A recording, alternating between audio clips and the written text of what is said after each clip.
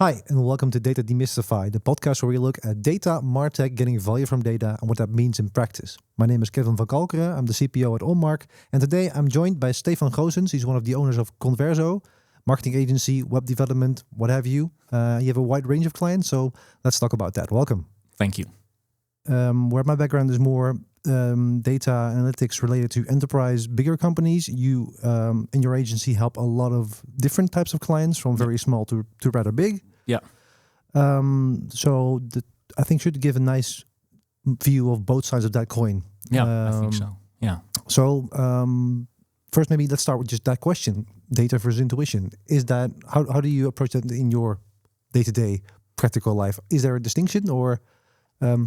Well, I think it almost always starts out with intuition because there just isn't any data when you start out. Yeah. And in my type of clients, well, especially like the bigger clients have data from earlier campaigns, but the smaller ones, sometimes it's even their first step into like online marketing efforts.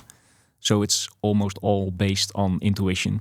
And then you have the intuition of the business owner. You have my intuition. You have the intuition of the creative who's making the ads. So in the start, it's all a big pile of intuition. But in the end, the intuition is all based on earlier experience. So somehow intuition still has a basis of data, I think. Yeah, there's observation behind it and like accumulated experiences. Yeah. Because you mentioned business owners. I imagine, especially for smaller clients, that is the biggest stakeholder. You're not talking to the marketing department, and like the CEO is nowhere to be found in that type of discussions. It's mostly the if you divide them into three categories. You have the really small ones, the businesses that a bit bigger with a marketing budget, and the crazy big corporations. But somehow the ones in the middle are the nicest to work with because they have the budget to get some data started, to test some stuff and get the data. But they are not that scared and invested as the first, the smallest, because the smallest want results right away. So they don't want to wait until you have the data to base the next phase on. And sometimes the biggest clients are just spending marketing budget in fear of getting less marketing budget the next year. So they just want eyeballs, and I don't care about the results. Well, I'm exaggerating a bit, maybe, but I get the idea. So I think for the data versus intuition part, the middle group is the best to, because usually they start out with based on intuition, but then they have the time to accumulate some data and then iterate on the campaign based on the data. So that's in the intuition data balance. Those are the most fun campaigns to work with. I imagine, yeah. Because if you start out, so people approach you for the first time, they've got an idea, I guess, of the product or service they're offering. Yeah. Do they know who they're offering it to? So like target audience, ideal customer profile, all those type of things. Is that something that's already like maybe even implicit already there? Or is it something you have to pull out of them or gather data for? How does that work? I think most of them know who their clients are. Sometimes the campaign then suddenly shows the clients are maybe just a bit different than they expected. But in the start, you have to start somewhere. So their observation about the client base is usually the starting point for the targeting of the campaign. Yeah. And then when the campaign runs, you start tweaking to see which ad works best and which demographic works best. So, but the start is almost always based on the intuition and the feeling the business owner has about their client base. Because I guess that's a good thing, because you're talking to the business owner, someone probably thought of the idea in the first place. Yeah. So they've got an idea, maybe even from first-hand experience. I want to solve this issue. I want to attack this problem. It would be nice if we had spoons that could also be a fork, right? Yeah. And then you even have clients that say, how did you do this for another spork company? Mm-hmm. But then again, if I had a spork company, why are we talking about sporks? But if I had another spork client, he wouldn't be that happy if I started copy pasting the campaign for another spork client. So clients do ask, how do you do that for someone else? But I can't copy paste from another client. So usually it's a one-off. Yeah, so clients apparently expect you to have a recipe book, like a magic wand you can wave around, and then their product becomes successful. So it also has maybe baked in to that question that they experience or they trust you to have intuition and data, even if not for their company, at least there's something you have. Yeah, and then of course, even if I don't have the exact same product and targeting, there's always a bit of overlap. You can, if you make it a big, if you zoom out a bit, it's parents with kids, single guys who like to go to the gym. So there's always a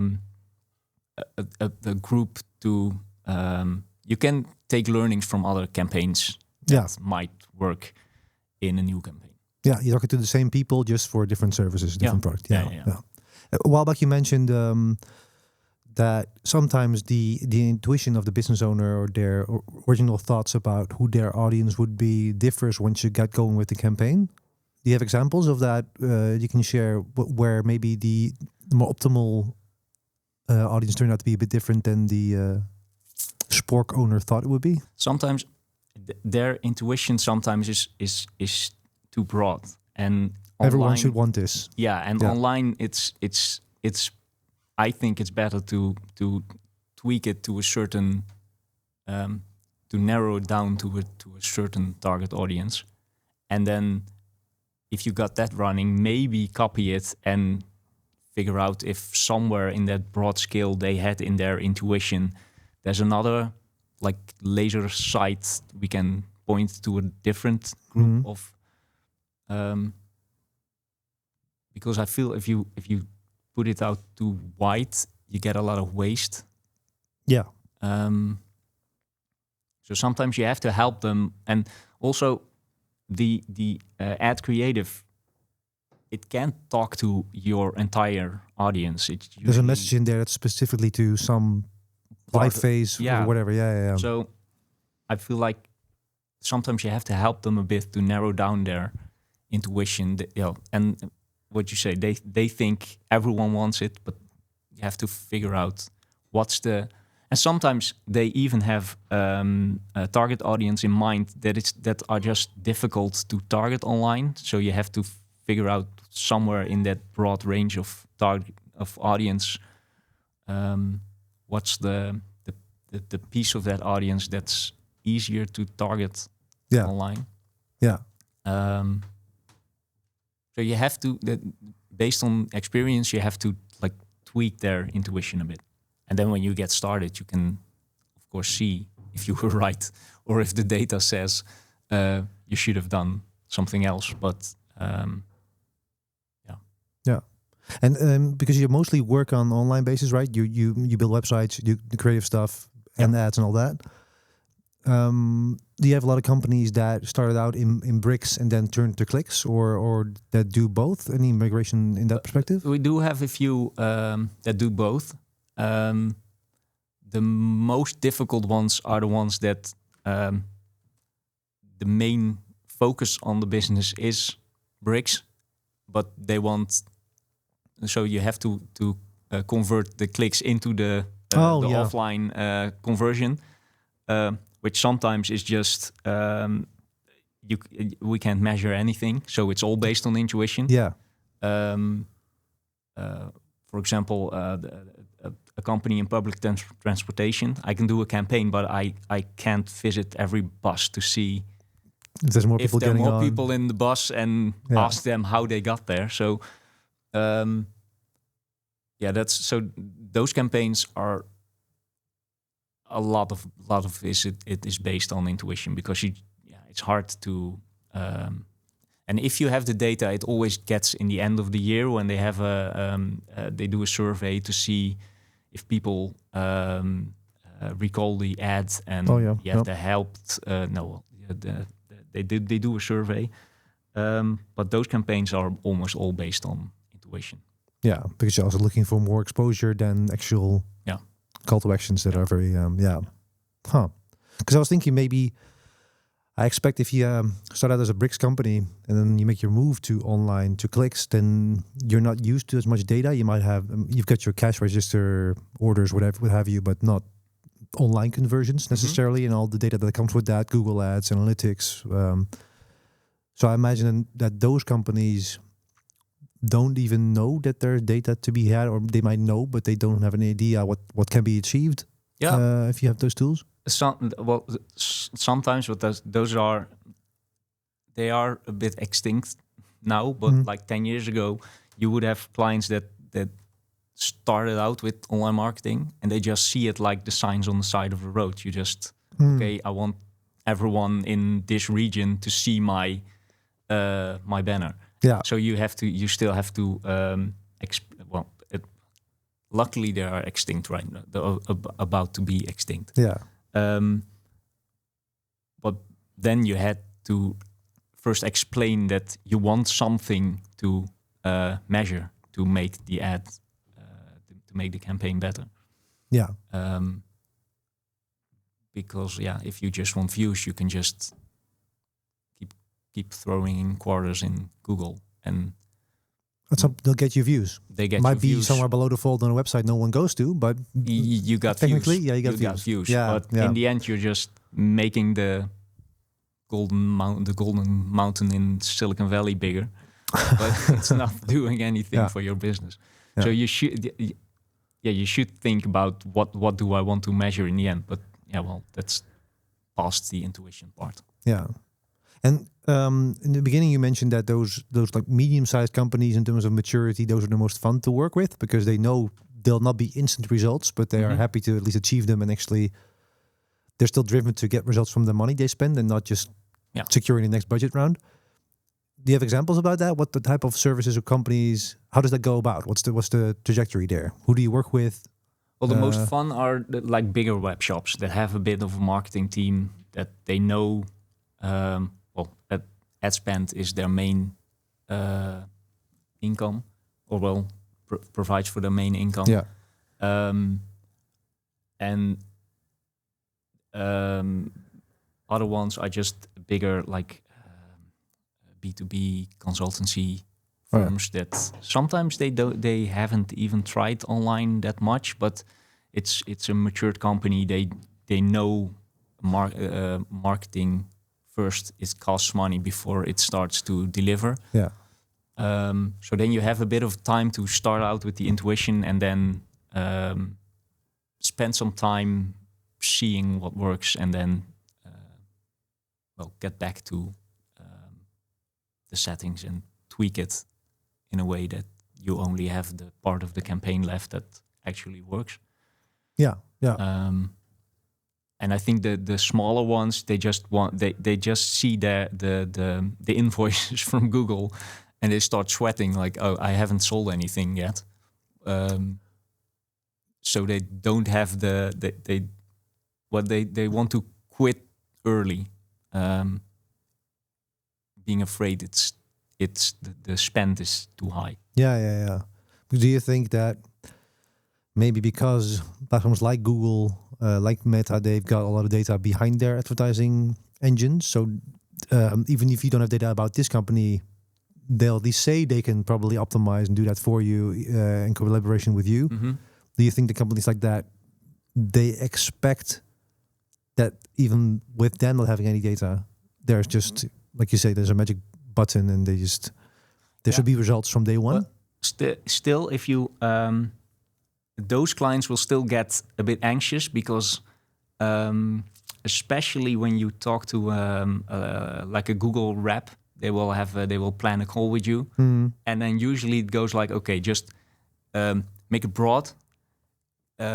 Click if you have to set up the conversions correctly, of course, but then it's usually make it broad, and then Google will figure out what works, and then we'll do the thinking for you. Starts working. But then the first phase, you have to wait a bit before it starts to work, and then those clients will get anxious that it's only costing money and not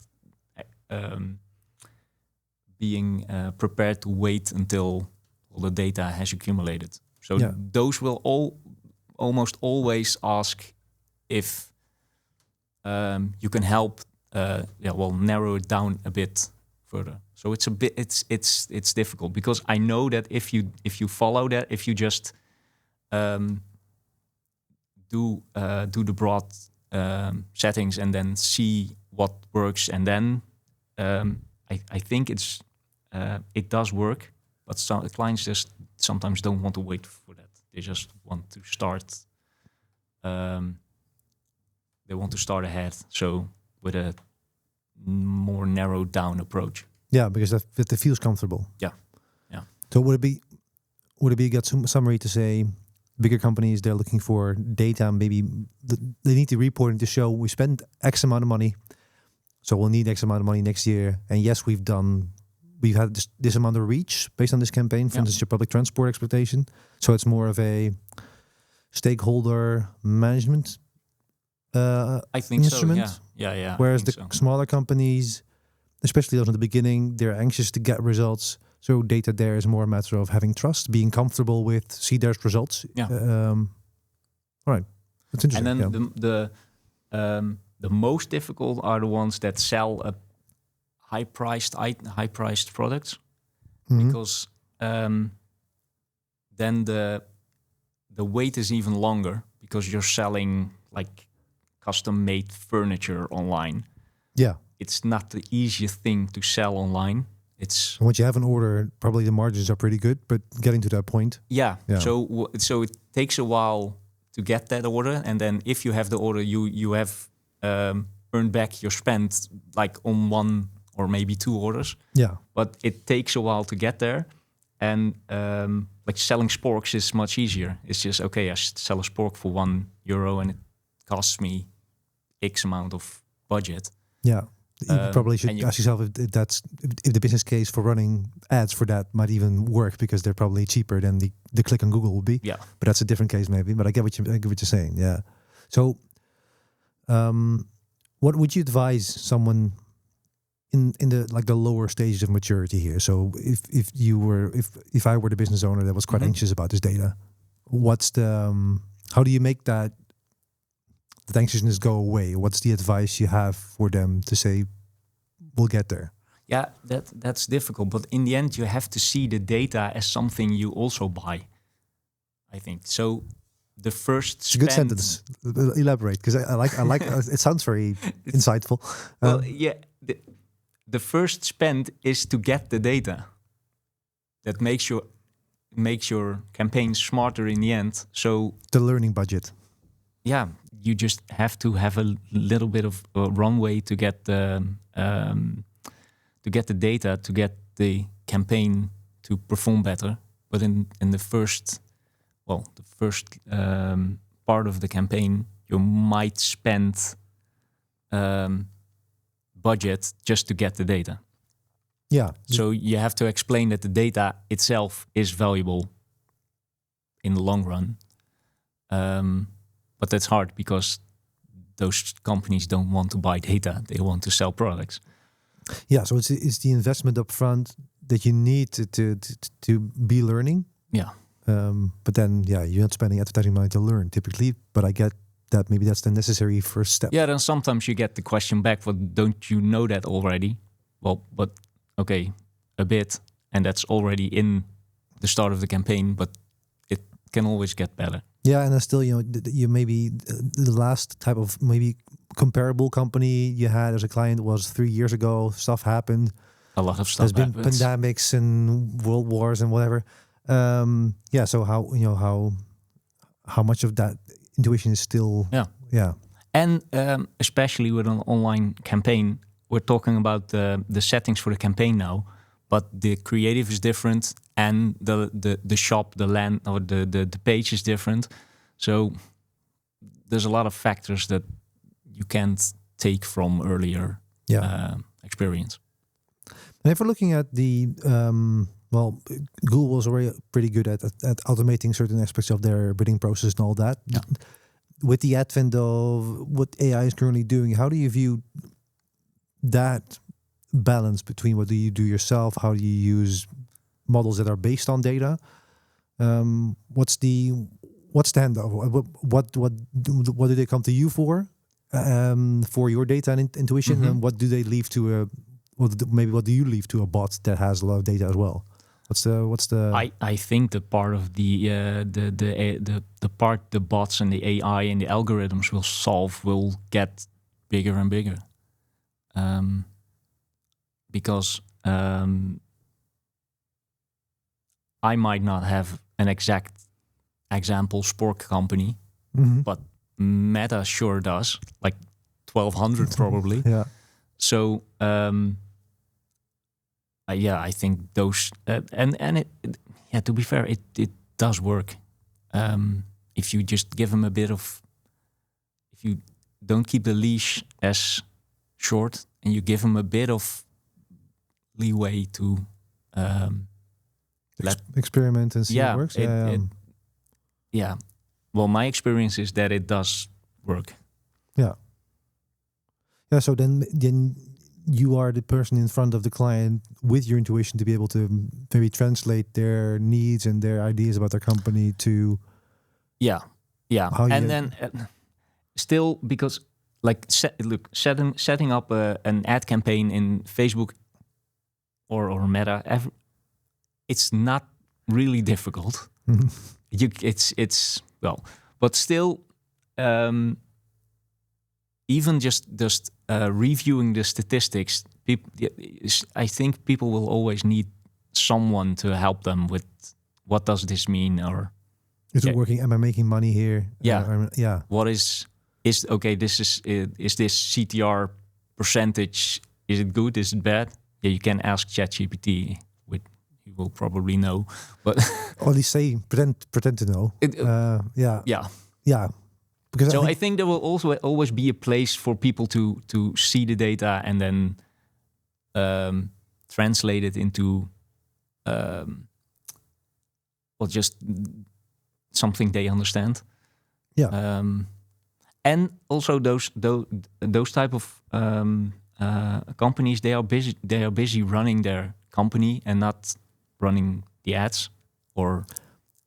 Something they need to get results, but previously I used to after a campaign I used to make pretty extensive reports with all the numbers, click-through rates, conversions, everything, and then like 5 days later you would ask, did you see the result? No, I haven't come around to it, but I think we're okay because we sold 2 more than yesterday than we did something like. Okay, someone decided to put a bit more in a basket and suddenly the campaign is successful. So they don't even always check the reports. So since then, I always ask, do you want like the extensive stuff, or do you just want me to record my screen, do a voiceover and click through your campaign and send you a video of 2 minutes? Which they probably also don't view. They still, but it only takes me 2 minutes to make it. But a lot of clients rather have those 2 minutes overview. Like, okay, are we going okay? Are we doing okay? Should we spend more? Did our intuition pan out? Is this the correct way to go? It's a weird thing because, like, if things are going all right, people don't question the data. Oh. If they're not going all right, then we start questioning the data, and why don't we have more data about this, I guess, right? So it's a matter of comfort as well. That's the weird... Yeah, definitely. If it's there, fine. They'll look at it.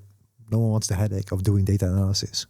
Only once you get to a point where you have to optimize or find a new sweet spot or whatever, that's when we start asking questions and you find out, oh, right, the data is not too well. Yeah. But, were there situations in the past where had you had more data, or with your current intuition, your current experience, you would have made different choices? Like, I wouldn't say regrets maybe, but anything? Ooh. I think, but that's a really that's a long time ago. We had a campaign, and there were there was a creative agency that made a flashy page, flashy ads, and they stuck a persona on every part of the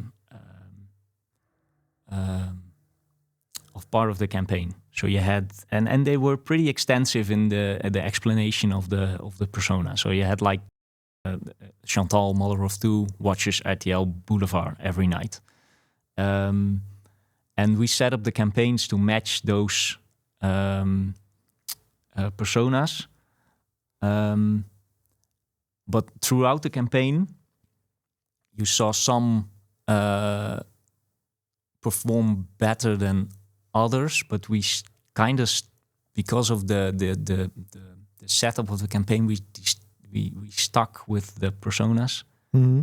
And I think in hindsight we should have like maybe skip a few, but then they just didn't want to throw away like half of the ads because it didn't work online, because the campaign also had an offline part. So there were also like big banners and streets and stuff with the same target. But yeah, they wouldn't understand that maybe that persona does work in a bus stop, but maybe just didn't work online. Yeah, because were those personas fact-based? Were they based on market research, or how did they come about? I'm not sure. I'm not sure. I think they just intuition. Yeah, it could be qualitative as well, right? So yeah. I think personas have a place, particularly as a means of communication, because it's easier to talk about Chantal, who has 2 kids, watches RTL Boulevard every night, than talking about audience X. Yeah.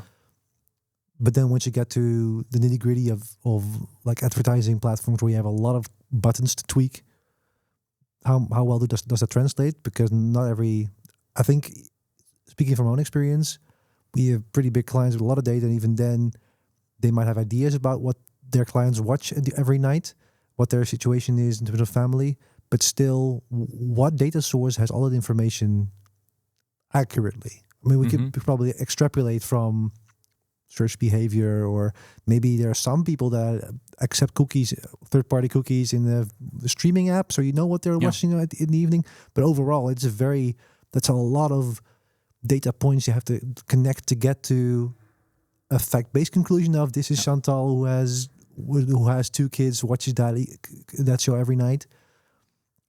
And then there's probably not just the one Chantal, but there's 10,000 of them, each maybe watching a different show that is kind of the same category. So it's hard to be accurate, and then to also make that relevant in an online setting, because I'm not in a what shall I watch tonight modus when I'm looking for a next product I'm having to buy, right? I'm a customer who wants to buy kitchen utensils that happen to have a fork end and a spoon end. I'm not the same person I am when I'm sitting on the couch. Yeah. And I think especially like in display ads, you can put a banner in my weather app, but I'm for something that I have to do offline, but I just want to know what the weather is now. So I'm not. Yeah, that's difficult. That's I guess timing, and then maybe if you have enough data, there's a way to gauge is someone in market or not. But overall, I guess it's the matter of just having big numbers, right? At some point, you're gonna hit for some people when their time is right. But overall, there's no way to predict Chantal is currently in market for this new kitchen utensil. And in this example, it was the conversion had to take place offline. So I'm not even sure. Maybe Chantal saw the ad, just didn't click it, went to I want to say top of our party, but that's just making the persona even worse now. But and social gathering, yeah, and told all our friends, and they all went to the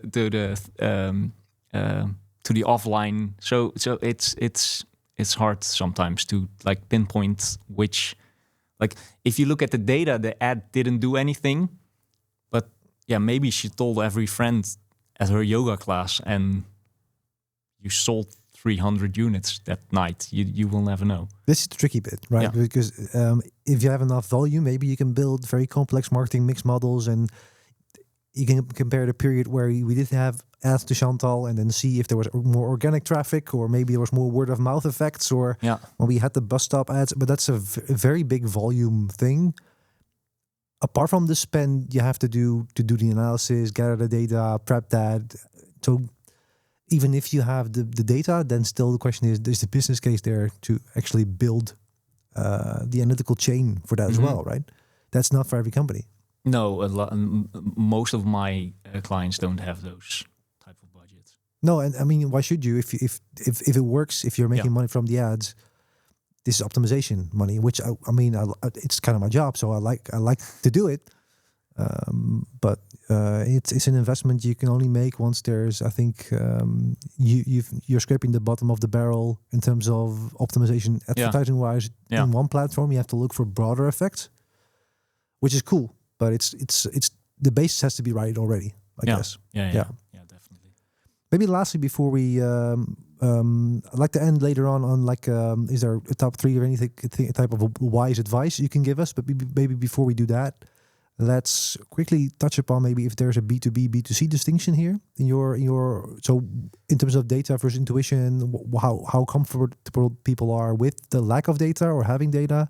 Is there any type of difference you find in your B2B versus B2C clients? I think B2B in general is a bit harder because as you just said, when I'm watching online, or I'm a different person. I might be the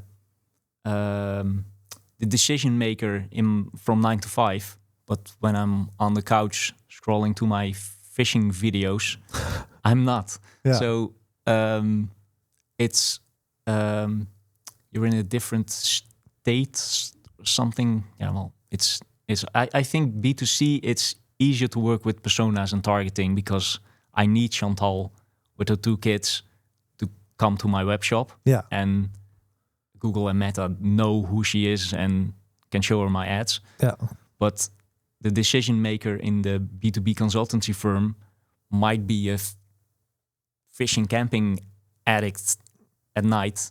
So I should be targeting fishing videos to sell my online consultancy business to get on his. It's difficult. It's hard. Yeah.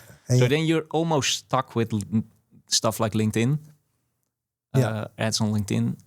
Which doesn't feel that personal. I mean, you maybe have the right people, but it's not the tone of voice. Where maybe if you had a very cool online consulting video that felt tailored to, hey, this is me in my business, but also in my fishing interest. But that's a very niche segment, hard. I think. Yeah.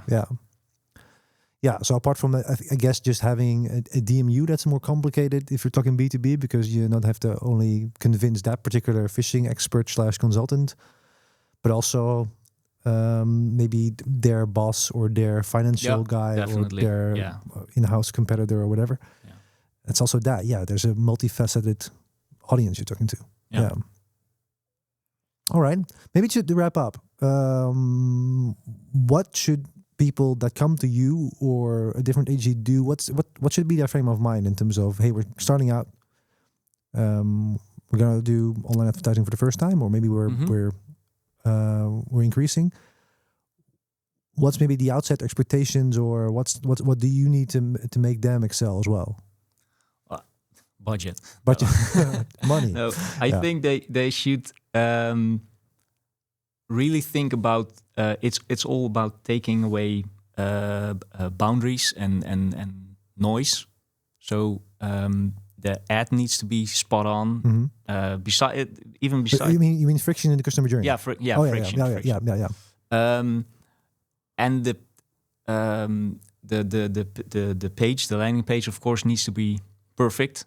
That's the whole reason why we even got into doing also web development, because sometimes we had to do a campaign and then you looked at the page and you thought, okay, I can spend $1 million, but no one is going to buy on this page. Yeah. So first make sure that's working flawless. And then be prepared to in the first, just set aside a bit of training budget. Like be prepared to see the data come in and not expect results like the next day. So have a bit of a waiting period or something. And it's not bad to think in personas. Like just think of a few persona or targeting option, and then we can talk about, okay, but what would work better online? For example, sometimes what I find a pretty difficult targeting is people with kids, because then you have to spend like you set up the campaign, and then the next few days you are stuck excluding crazy game sites because the kids also use the tablet of their parents. So campaigns that target on parents with kids below 5 is just it's messy. So your advice to them is don't call you. Yeah, we can talk about it, but it's so some targeting targeting just works better than others. So it's good to think about a few options and then discuss what would work best. What gets results first, and then maybe branch out. And maybe then think about, okay, what about the ads? Because sometimes I even just get a package of ads and then, okay, set this up for these people. And I'm like, okay, but is this the best targeting we could think of? Probably, because the ad agency made these, and you'd expect those are smart people that thought about what they were making. So, so to wrap up, I think be prepared to spend, but not expect results in the same day. Yeah. And make sure the start and the end, reduce all friction. And have a few options to target. So don't put all your eggs in one basket. I think that's a good expression. Yeah. Okay. Yeah. Thanks. Good summary as well. Thank you. You'll be back for another episode soon? I definitely will. Yeah, cool. All right. So thanks for this. Would you like to know more about these topics, MarTech, data? How do you get value from data? What's the role of intuition? Be sure to check out other episodes. And for now, see you next time.